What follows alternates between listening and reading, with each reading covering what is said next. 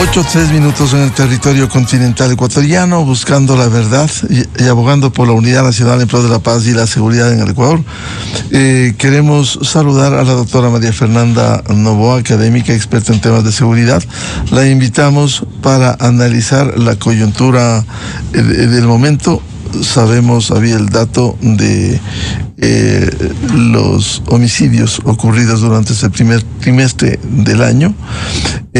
También las reformas que se buscan en el país, una de ellas, la reforma parcial a la Constitución, artículo 5, para facilitar la ayuda militar internacional.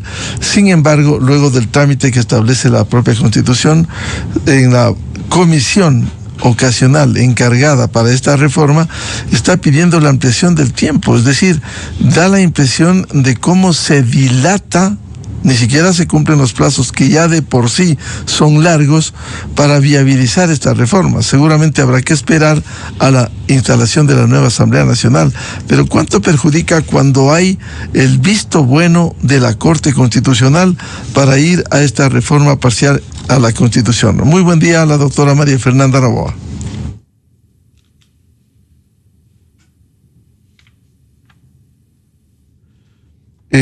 Diálogo que tenemos previsto con la doctora María Fernanda Novoa, experta en temas de seguridad académica.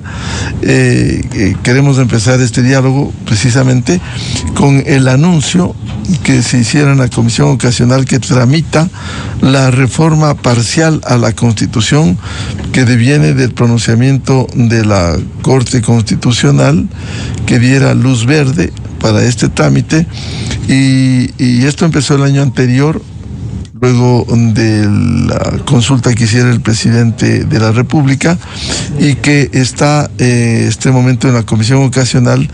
Luego del primer debate volvió a la comisión y allí están pidiendo mayor tiempo para el procesamiento de esta reforma. Se nota claramente que no hay la voluntad política de quien dirige esta comisión, cuando hay una urgencia, una necesidad para ir contribuyendo en todos los frentes, recibir ayuda militar desde el exterior, esta reforma constitucional que va a facilitar la ayuda militar extranjera.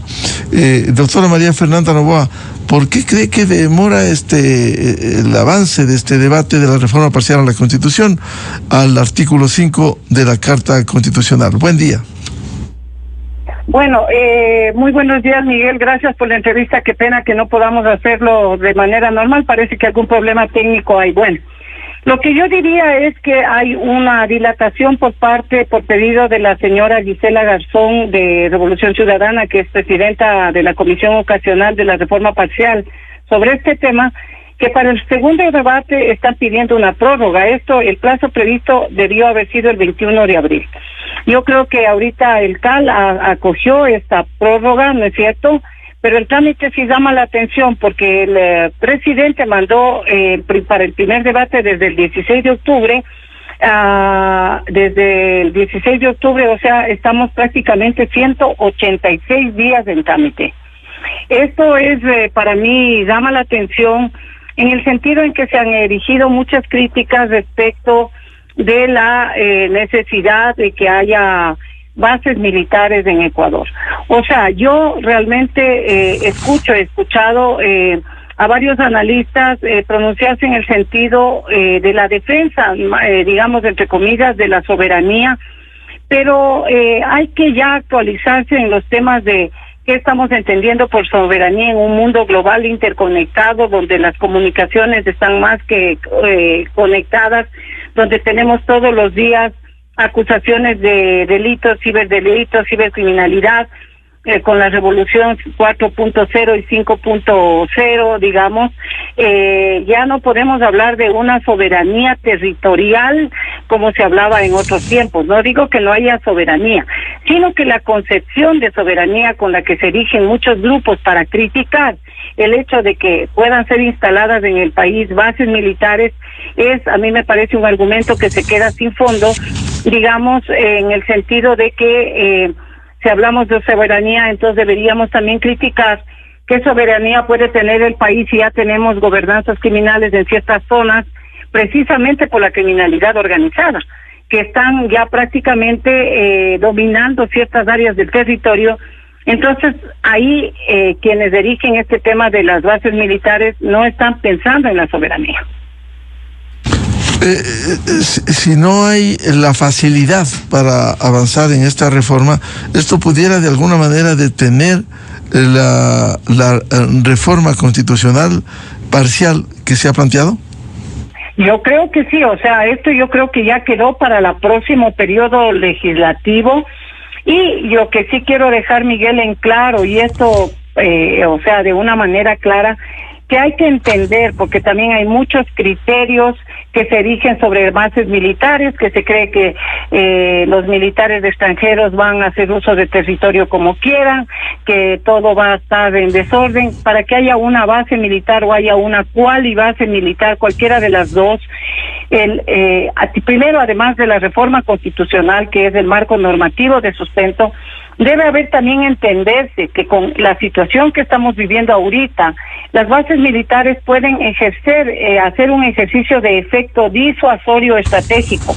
Es decir, entender que los criminales tienen que ver que hay capacidades de proyección estratégica de Ecuador, más allá de lo que ya se ha hecho, digamos, y saber que hay apoyos de gente con mayor experiencia, ¿no es cierto?, con gente que puede orientar de mejor manera el trabajo, y sobre todo el tema de capacidades instrumentales, de capacidades logísticas, ¿no es cierto?, que es lo que el Estado ahorita necesita de manera lamentablemente urgente por el avance de la crisis de seguridad que hemos tenido. Estados Unidos básicamente tiene 800 bases militares en más de 70 países del mundo.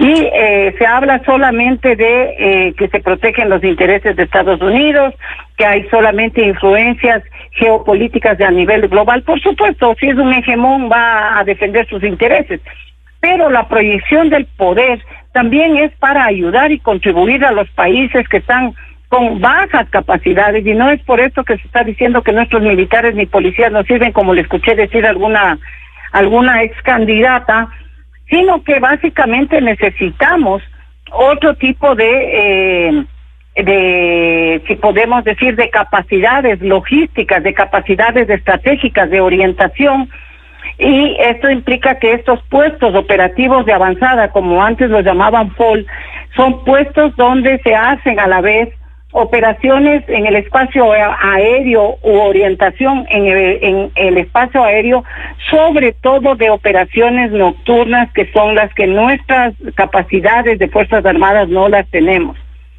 Esto implicaría obviamente modificaciones estructurales en aeropuertos o donde se vayan a montar las bases, ¿no es cierto?, para lograr que hayan operaciones de respuesta rápida en la noche, que se pueda hacer a la vez interdicción aérea e interdicción marítima en las noches, que esto yo creo que es, digamos, el punto más álgido cuando uno está hablando en el tema de bases, porque las infraestructuras y los nuevos aviones no tripulados, etcétera, etcétera, necesitarían infraestructuras específicas. Entonces, solamente en los análisis se ve un lado, pero no se ve también el otro lado, es decir, una contribución en el sentido de coadyuvar a desmontar o desmantelar de alguna manera a la criminalidad que ha llegado ya a situaciones insospechadas y con unos niveles de violencia absolutamente ya casi absurdos, ¿no es cierto? Y donde no están atacando solamente las rutas del narcotráfico, cuidando su negocio, sino que ya los criminales se están yendo en contra de la población civil, se están yendo en contra de las infraestructuras críticas. Es decir, hay que tener una mirada crítica y no dejarnos cegar solamente con el discurso tan trillado de la soberanía, sino también ver a nivel real qué es lo que el país en capacidades estratégicas militares, en capacidades estratégicas de la policía, ¿no? Se debería hacer. El país lo requiere de manera urgente en este momento, y a la vez hacer todo lo que yo he insistido de manera permanente, que es la institucionalización del sector seguridad, es decir, atacar las causas estructurales atacar las causas de la pobreza, hacer campañas de reeducación de salud mental para los jóvenes, de salud ocupacional, es decir, tener todo el espectro, pero sin dejar de lado estas medidas inminentes que el país requiere. En ese sentido, en ese contexto, las amenazas que se cienen a sabiendas de que se combate a grupos transnacionales organizados, se filtró la semana anterior el informe reservado de inteligencia militar de que saldrían grupos desde México, grupos delincuenciales, para tratar de atentar contra el presidente de la República. ¿Cómo ve usted eso? A ver, aquí hay también algunas precisiones. El informe que sale es un informe que, bueno, para varias personas dicen que es de inteligencia militar, otros dicen que es de inteligencia militar de dos, ¿no es cierto? Ahora estamos hablando que también es del comando conjunto, pero acordémonos que la inteligencia militar es parte como subsistema del sistema de inteligencia del Estado. Es decir, no solamente es un informe militar, sino es un informe que corresponde como su sistema de inteligencia militar a la inteligencia de Estado. Ahora, los informes que salen obviamente deben haber habido algunos elementos de convicción para que la juez, por favor, la juez que sentenció el caso de también de la aprehensión de este ciudadano, que se le hizo una trazabilidad por ciberdelito a través del internet por algunas amenazas que hizo al presidente Noboa, y que parece que el señor tiene algún problema mental, me da la idea por las cosas que habla o dice, o también ya está en un nivel tan avanzado que ya habla en códigos, ¿no?, con los criminales, que se sabe de que esto no es una invención. Se ha dicho que inclusive esto es una cortina de humo, pero se conoce por otras fuentes y que no son solamente de nuestra inteligencia, sino de inteligencia de afuera. Cree que esto era una intención real, y no solamente contra el presidente, sino contra varios miembros del gabinete, y específicamente contra las infraestructuras críticas y las infraestructuras sensibles del Estado. Es decir, hablemos de hidrocarburos, hablemos de el tema de la electricidad, hablemos de las comunicaciones, etcétera. Entonces, obviamente en el contexto político en el que se está viviendo este asunto, da muy fácil cuerda para que se instale un discurso de que esto es solamente una cortina de humo, y haya otros actores que no tienen, que no tienen la condición, no tienen acceso directo al informe, de decir que no existe nada, específicamente la señora presidenta de México, que inclusive emitieron un comunicado de parte de la Cancillería del Ministerio de Relaciones Exteriores, Secretaría de Inteligencia Exterior de México, indicando que no hay nada y que no se ha enviado. O sea, y recabando de que ellos están en una cuestión de paz, pero sin embargo hablan de paz y de que no están por la violencia, y sin embargo dicen que no van a tener relaciones con el presidente Noboa, a partir del tema de la incursión en la Embajada de México. Pero yo lo que me pregunto y me queda a mí como interrogante, Miguel, es si tanto se defiende la paz, ¿por qué se mantiene al Castel de Sinaloa en una coexistencia de una gobernabilidad híbrida más de 100 años en México? Entonces, si quieren paz y quieren no violencia, ¿por qué sigue manteniéndose este problema en México? De cualquier manera, esto no solo alerta a la seguridad interna, a Fuerzas Armadas, a la policía, sino que también, porque esto rebasa no solo una acción presunto contra el presidente, sino también lo que pudiera ser mayor violencia en el país. Por supuesto. Algún analista decía que esta es la segunda fase. Eso es un error conceptual, porque la criminalidad organizada, si bien es cierto en la época de Pablo Escobar, hablemos de estos carteles, actuaban por fases. Aquí no hay fases, aquí lo que hacen adaptaciones sistémicas de acuerdo primero al mercado transnacional de la droga, ¿no es cierto?, a las nuevas divisiones de ese mercado criminal de la droga. Recordémonos que hay una subida espantosa de todo lo que es el tráfico de oro. No nos olvidemos tampoco que hay también un incremento alarmante de la apertura de la criminalidad, llámese criminalidad, delincuencia, mafias, etcétera, etcétera, hacia la población civil. Y también otra cosa que llama la atención es la especialización de los sicarios, es decir, ya no son sicarios que abren fuego como quieren, como a donde quieren, sino que ya apuntan a blancos específicos y que ya van con un estudio específico, lo que nos hace prever que las capacidades de inteligencia y las capacidades de estratégicas y las capacidades de armamento que tienen que tiene la criminalidad ha ido en avance, y el entrenamiento de ellos también. Claro, y mientras tanto, ¿cómo fortalecer a las fuerzas militares y policiales en el Ecuador sabiendo de estas acciones que han ido creciendo? Yo creo que la primera cosa que debe entenderse es que el país necesita una verdadera política de seguridad y defensa, es decir, una política donde los marcos normativos, las leyes de inteligencia, la ley de la defensa, la ley orgánica de la fuerza de la policía estén articulados, estén claros cuáles son sus campos de acción, hasta dónde pueden ir, porque el problema es que como ya hemos tenido varios casos, hacen el uso legítimo de la fuerza, es decir, con progresión, hacen con el principio de la distinción primero, y resulta que si es que abaten a criminales, resultan ser que los primeros culpables son los policías o los militares, o en el caso contrario, entran estos blancos de medio valor o de valor intermedio y alto valor a las cárceles y salen en 5 minutos. Entonces, la primera cosa es cortar de raíz la corrupción.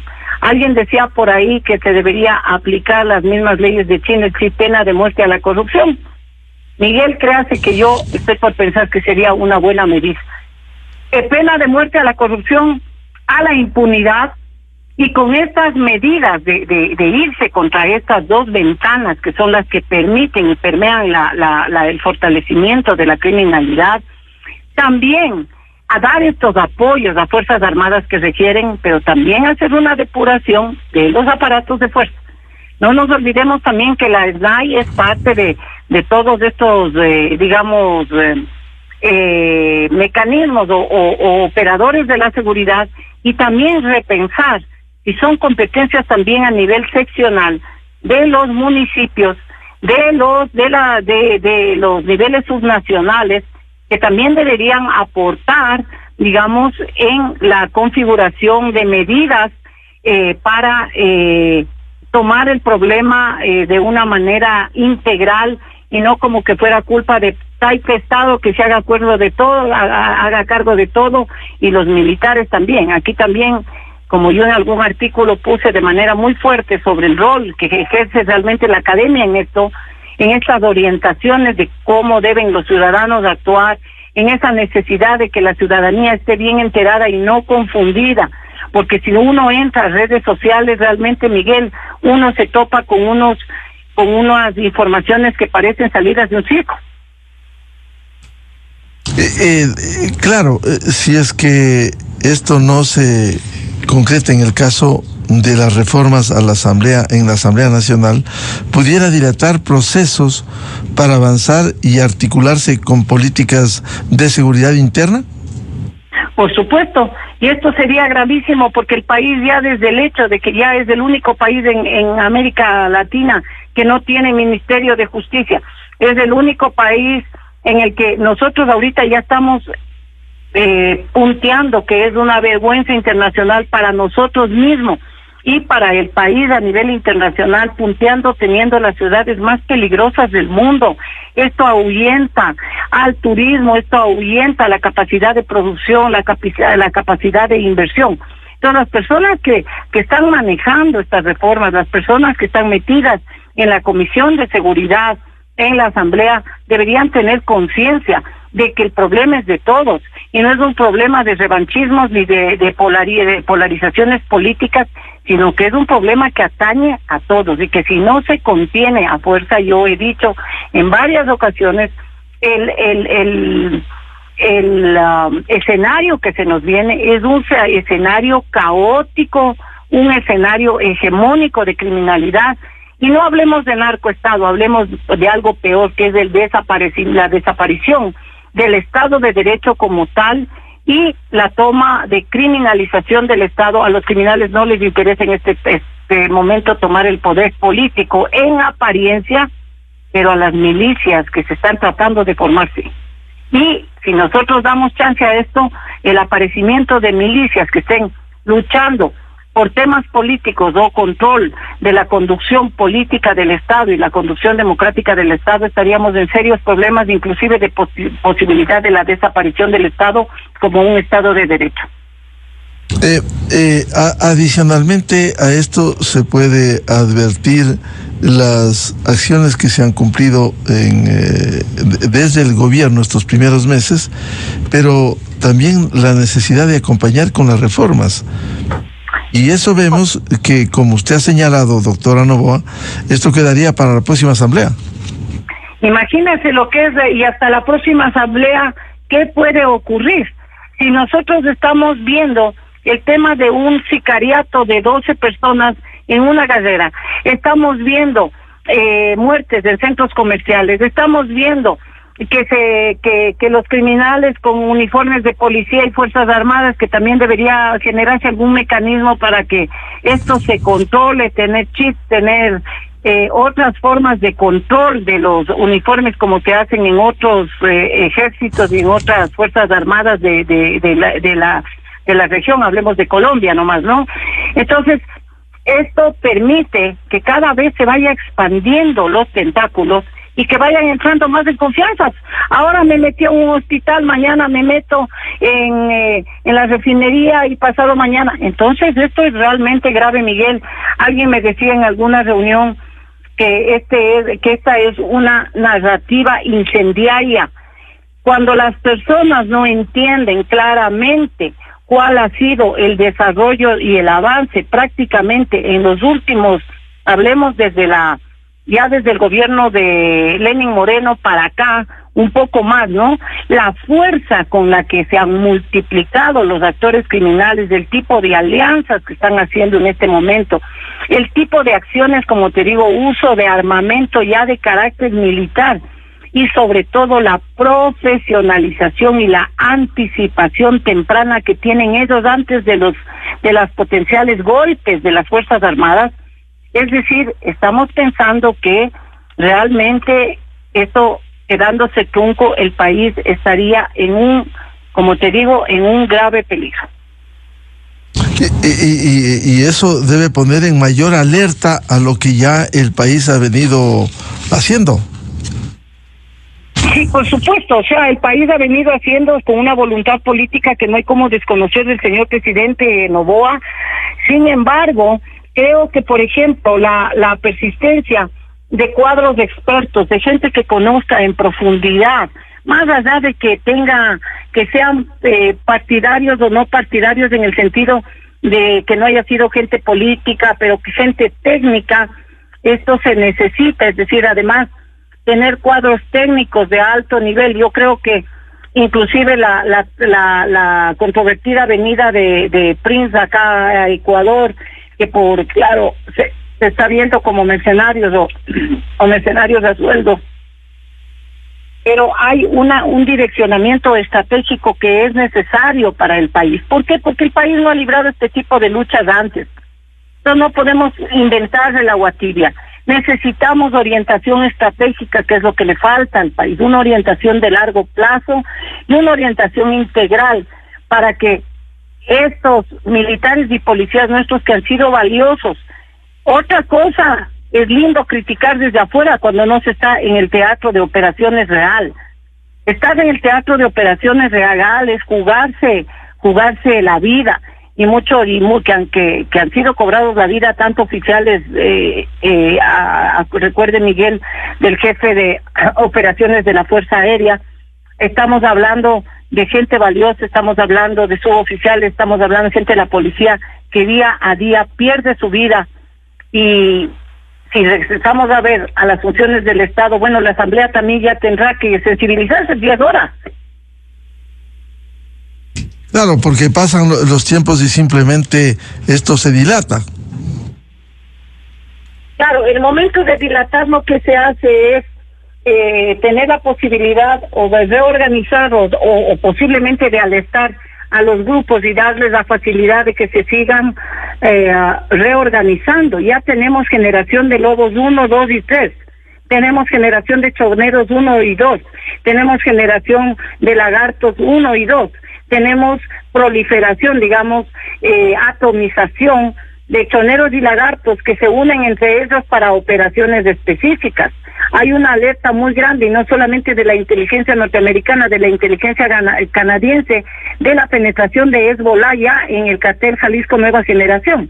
Y Jalisco Nueva Generación está vinculado con los lobos. Es decir, no se entiende el problema geopolíticamente de cómo las bandas transnacionales a nivel transnacional ya también comienzan a estar operando las mafias, la mafia específicamente de los Balcanes. Sobre eso se ha hecho varias investigaciones muy valiosas por parte de Arturo Torres, por parte de Juan Carlos Calderón, etcétera.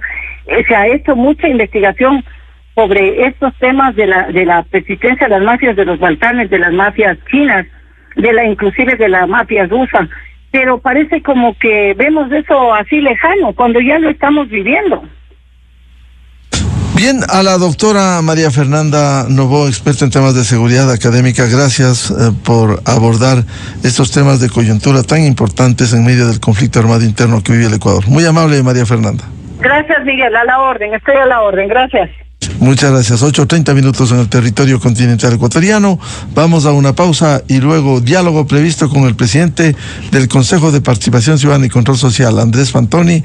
Los temas que están en agenda del Consejo de Participación Ciudadana en los diferentes campos: designaciones, cuanto capacitación, transparencia, formación en participación ciudadana.